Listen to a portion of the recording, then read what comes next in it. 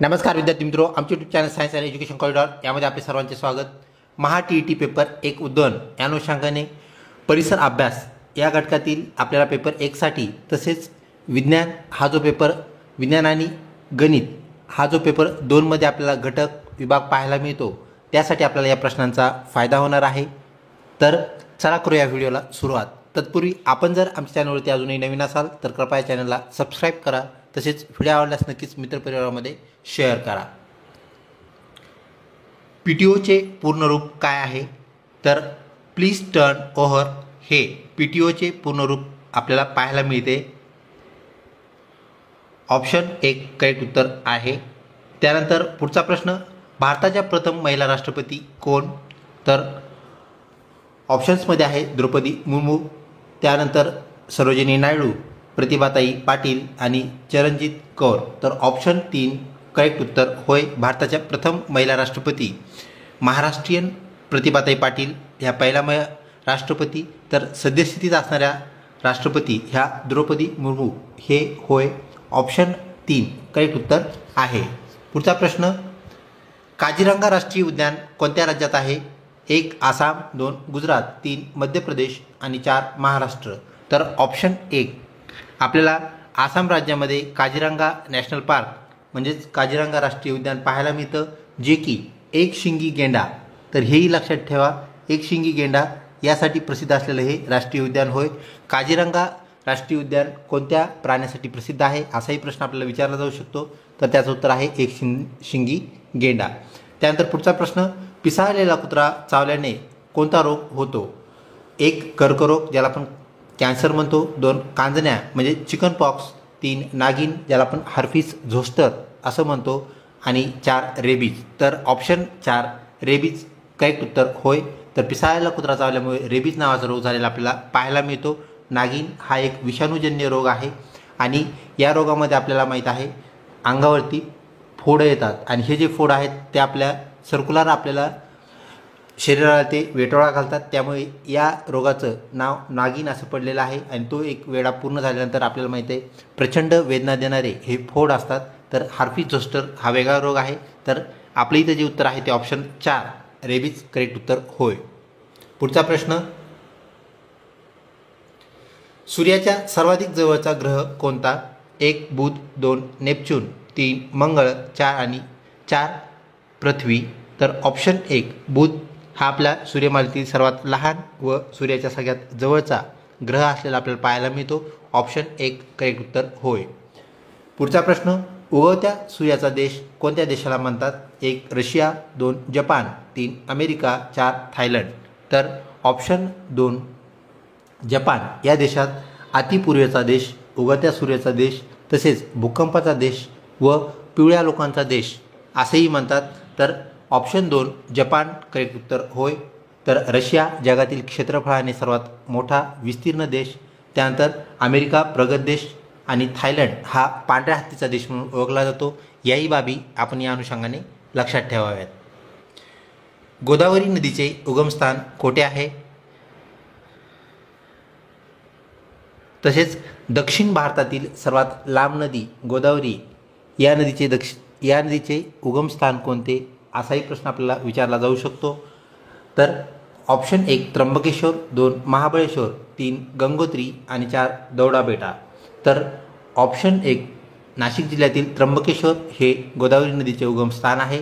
महाबळेश्वर हे कृष्णा नदीचे, तर गंगा नदी जी की भारतातील सर्वात लांब नदी आहे तिचं जन्मस्थान म्हणूया आपण त्याला, म्हणजेच उगमस्थान त्याला आपण ओरिजिन म्हणतो, तर जन्मस्थान उगमस्थान हे गंगोत्री आपल्याला पाहायला मिळते। तर ऑप्शन 1 त्र्यंबकेश्वर करेक्ट उत्तर आहे। पुढचा प्रश्न, बीबी का मकबरा कोठे स्थित आहे? 1 अहमदनगर, 2 छत्रपती संभाजीनगर, 3 कोल्हापूर आणि 4 तुळजापूर।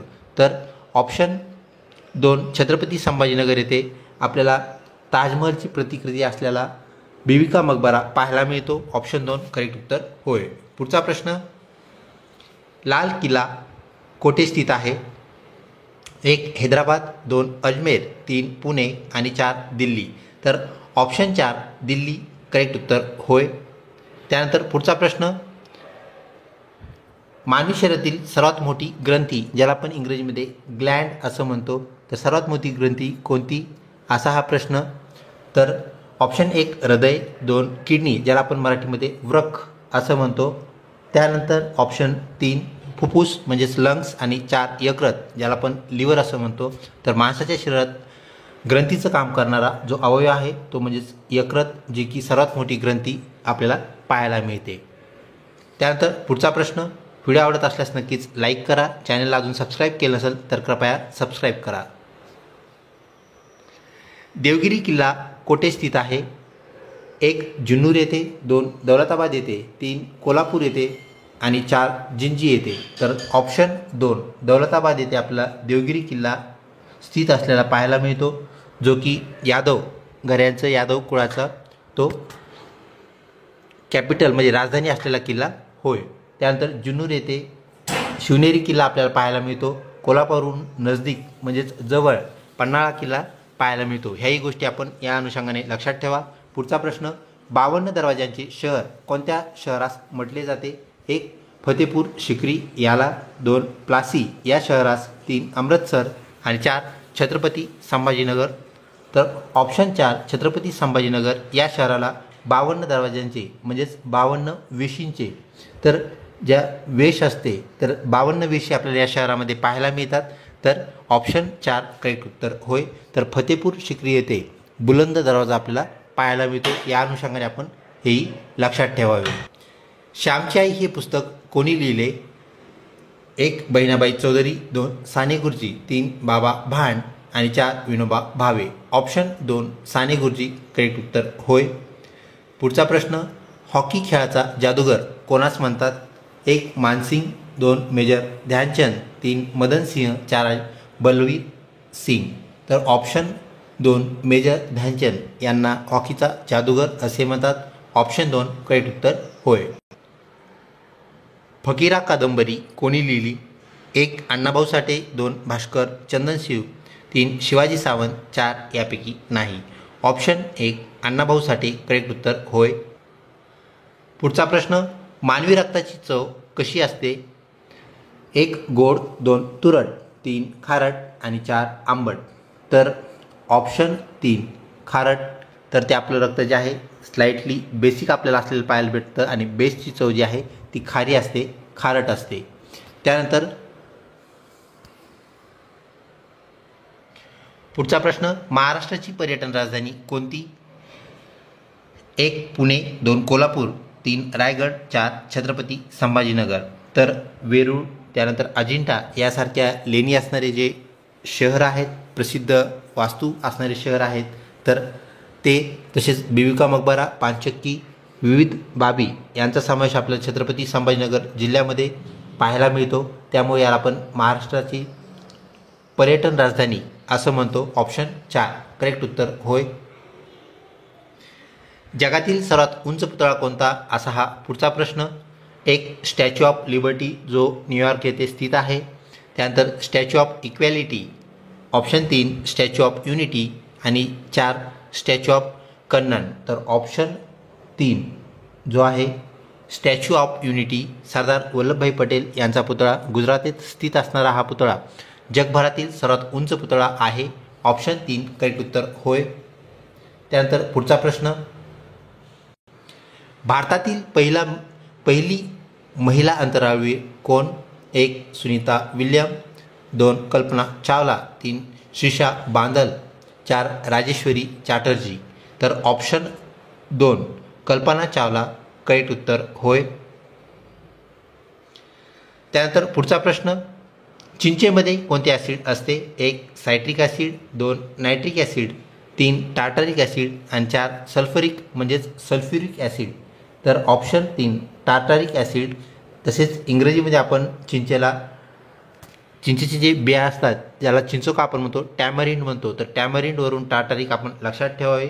चिंचेच्या बिया त्यावरून त्याचं नाव जे आहे टॅमरिंड आणि टार्टरिक. तर टार्टरिक ॲसिड, टार्टरिक आम्ल करेक्ट उत्तर होय. महाराष्ट्रातील सर्वात उंच शिखर कोणते? 1 ब्रह्मगिरी, 2 कळसुबाई, 3 सालेर, 4 मुल्लेर. तर ऑप्शन 2 जो आहे कळसुबाई हे महाराष्ट्रातील सर्वात उंच शिखर होय. तसेच सह्याद्री पर्वतरांगेमध्ये आपल्याला हे शिखर पाहायला मिळतं. तर सह्याद्री रांगेतील सर्वात उंच शिखर कोणते असा जरी प्रश्न आला तर त्याचं उत्तर बदलणार नाही, तेच असणार आहे, ते म्हणजेच कळसुबाई हे होय. तसेच सालेर हे जे शिखर आहे त्या महाराष्ट्रातील 2 नंबर उंचीचे शिखर आहे, हेही आपण विसरू नये. पुढचा प्रश्न, हृदयाचे ठोके मोजणारे यंत्र कोणते? म्हणजेच आपण हृदयाची जी धडधड असते, ठोके असतात, ते कशाने मोजतो असा हा प्रश्न. 1 थर्मामीटरने, 2 एक्सरे मशीनने, 3 स्टेथोस्कोपने आणि 4 हायड्रोमीटरने. तर ऑप्शन 3 स्टेथोस्कोपने आपण हृदयाचे ठोके मोजत असतो, तर त्याला आपण पल्स रेट असंही म्हणतो. तर स्टेथोस्कोपने हृदयाचे आणि त्यानंतर आपण फुफ्फुसे यांचीसुद्धा हालचाल मंद आहे का तीव्र आहे हे पण आपण मोजत असतो, हे लक्षात घ्या. तर ऑप्शन 3 करेक्ट उत्तर होय. पुढचा प्रश्न, तंबाखूमध्ये कोणता पदार्थ असतो? 1 केराटीन, 2 केसिन, 3 थ्रोम्बिन आणि 4 निकोटीन. तर ऑप्शन 4 निकोटीन हे करेक्ट उत्तर होय. तर केसिन जे आहे ते आपल्याला केसांचं प्रथिन असलेलं पाहायला मिळतं आणि थ्रोम्बिन हे आपलं रक्त गोठण्यासाठी आवश्यक असलेलं प्रोटीन पाहायला मिळतं, प्रथिन पाहायला मिळतं. ही बाब आपण लक्षात ठेवावी. त्यानंतर बटाट्याची चाळ हे पुस्तक कोणी लिहिले? तर ऑप्शन 1 पु ल देशपांडे, 2 प्र के अत्रे, 3 शिवाजी सावंत, 4 लक्ष्मण माने. ऑप्शन 1 पु ल देशपांडे करेक्ट उत्तर होय. पुढचा प्रश्न, भारतातील सर्वप्रथम नोबेल पारितोषिक विजेत्या महिला कोण? 1 अरुंधती रॉय, 2 सरोजिनी नायडू, 3 मदर तेरेसा, 4 मेधा पाटकर. तर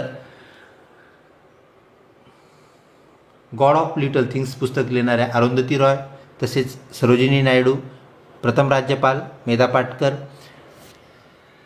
पर्यावरणीय आंदोलनातील एक नेत्या, तसेच मदर तेरेसा.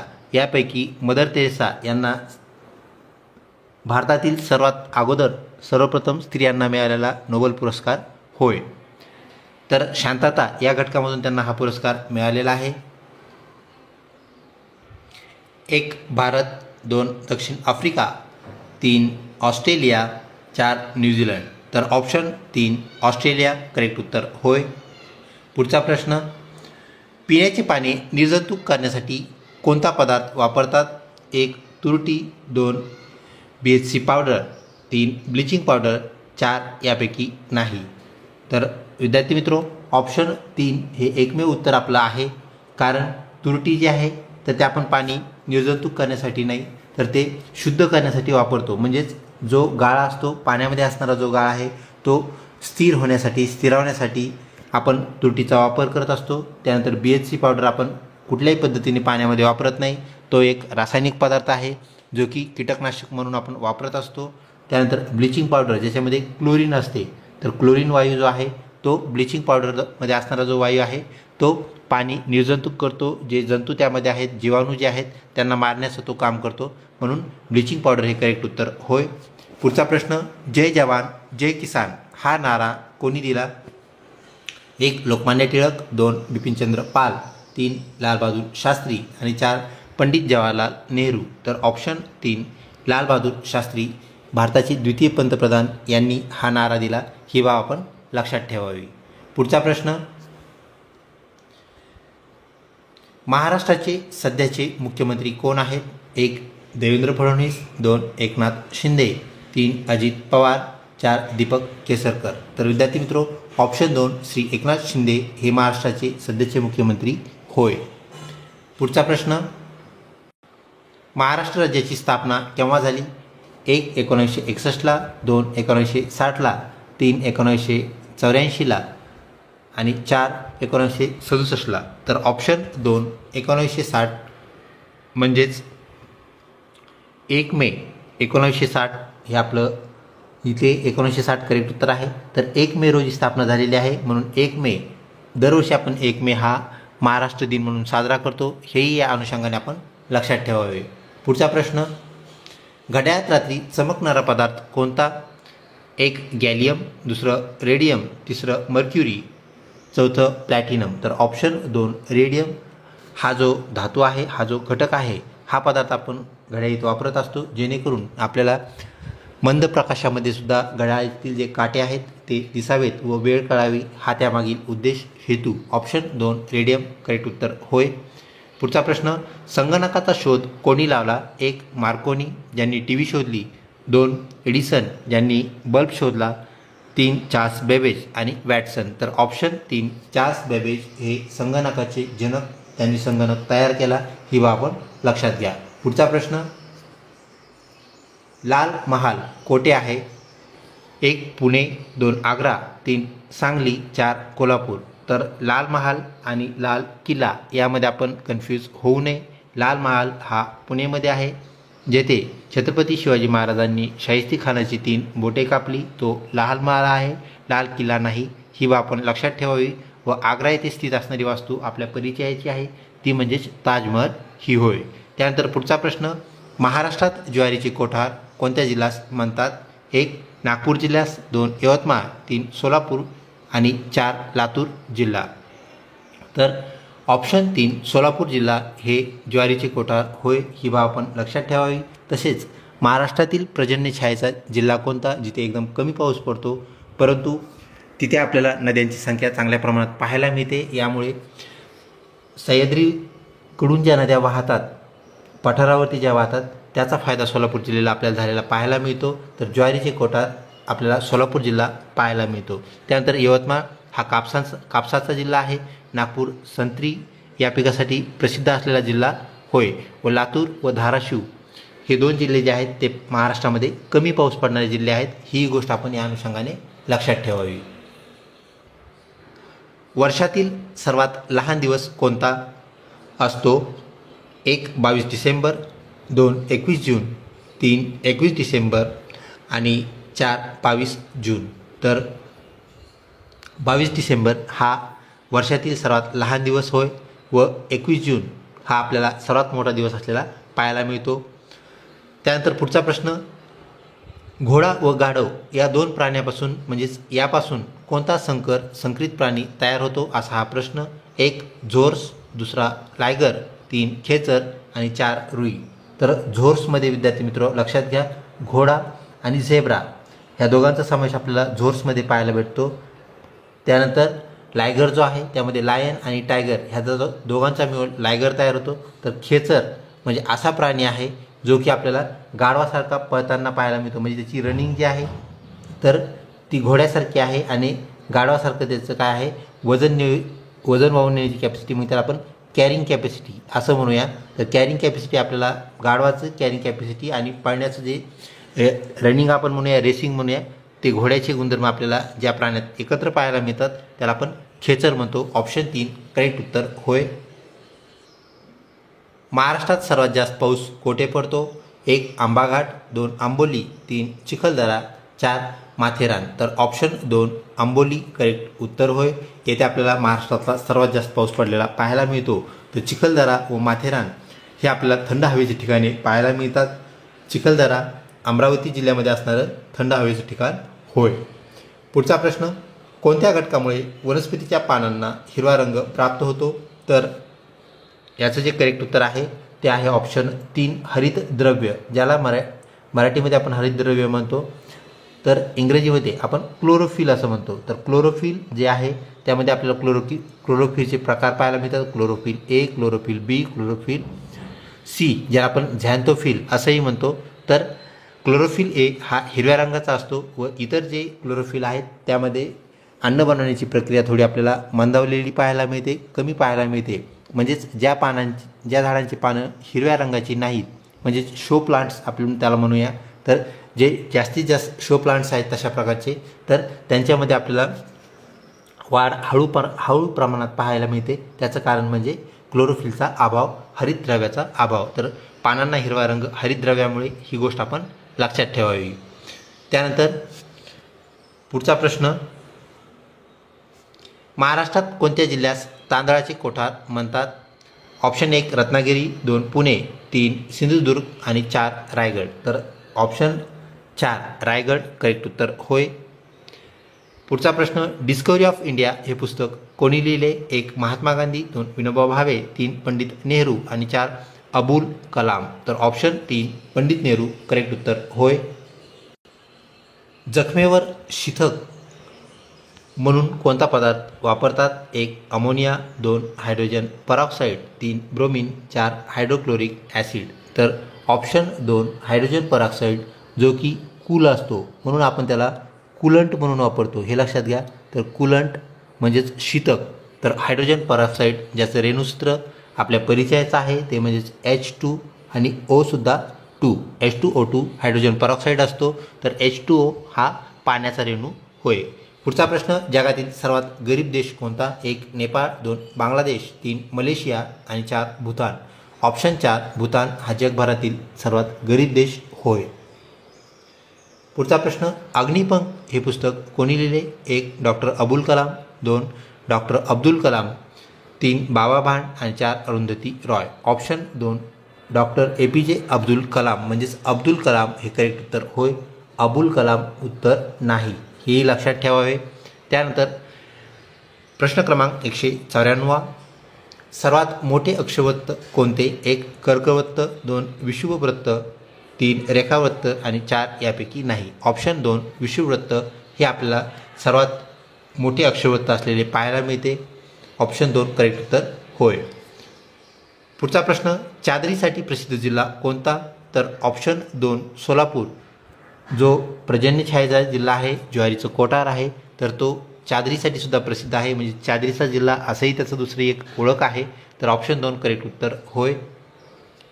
पुढचा प्रश्न, टुंड्रा प्रदेशातील लोकांना काय म्हणतात? 1 एक्स्क्युमो, 2 इग्लू, 3 बिश्नोई, 4 यापैकी नाही. तर ऑप्शन 1 एक्स्किमो आपण टुंड्रा प्रदेशातील लोकांना म्हणत असतो आणि इग्लू ही त्यांची घर बांधण्याची पद्धती आहे.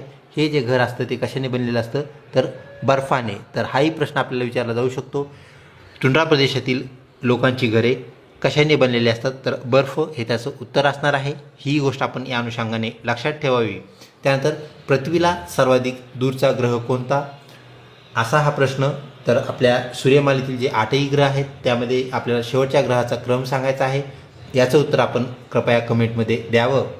त्यानंतर पुढचा प्रश्न, ECG तंत्रज्ञान कोणत्या रोग निदानासाठी उपयुक्त आहे? म्हणजे ECG हे तंत्रज्ञान, ही टेक्नॉलॉजी वापरून आपण कोणता रोग डिटेक्ट करू शकतो, शोधू शकतो? 1 कर्करोग, 2 कावीळ, 3 हृदयरोग आणि 4 दमा. तर ऑप्शन 3 हृदयरोग करेक्ट उत्तर होय. सेकंड लास्ट प्रश्न, कोणत्या पदार्थास पूर्णान्न म्हटले जाते? 1 मांस, 2 मासे, 3 दूध, 4 अंडी. ऑप्शन 3 दूध या पदार्थास आपण पूर्णान्न म्हणतो, कारण जे मॅक्झिमम न्यूट्रिएंट्स आपल्याला लागतात ते जवळजवळ आपल्या दुधामध्ये सापडतात, म्हणून दूध हे पूर्णान्न होय. शेवटचा प्रश्न आजच्या प्रश्नावलीमधला, निरोगी माणसाच्या शरीरात साधारणपणे किती रक्त म्हणजेच किती लिटर रक्त असते? तर ऑप्शन 2 5 ते 6 लिटर, किंवा एखादा ऑप्शन तुम्हाला असाही येऊ शकतो 5.5 लिटर, ज्याला आपण 5.5 लिटर असंही म्हणूया. तर जवळपास 5.5 लिटर म्हणजेच 5 आणि 6 या दरम्यान आपल्याला रक्त असलेलं पाहायला मिळतं. तर 5 ते 6 लिटर रक्त करेक्ट उत्तर होय. व्हिडिओ आवडला असल्यास लाईक करा, तसेच चॅनलला लिंक राहा. लवकरच भेटूया पुढच्या प्रश्नावलीमध्ये. तोपर्यंत धन्यवाद.